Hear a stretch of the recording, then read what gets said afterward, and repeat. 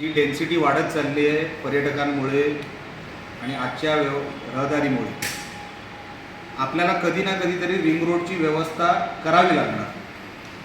त्याच्यामध्ये कुठलीही घरं डिस्टर्ब न होता मी अभियंत्यांशी पण मागे बोललो की तुम्ही आम्हाला असा एक प्रस्ताव तयार करून द्या जे बाहेरून आम्हाला आमची देवबाग आणि ती गावं जोडून देतील. त्याच्यावरही काम सुरू आहे, पण ते मी तुम्हाला तोपर्यंत सांगू शकत नाही जोपर्यंत त्यांनी मला तो ब्लूप्रिंट दाखवला नाही. तोपर्यंत एकदा ब्लूप्रिंट तयार झाला की मी तुमच्यासमोर परत एकदा ठेवीन. पण मालवण शहराला रिंग रोड आणि बाहेरून कनेक्टिव्हिटी आपल्याला गरजेची आहे. ते नवीन प्रस्ताव मागचे 10 वर्ष गेलंच नाही.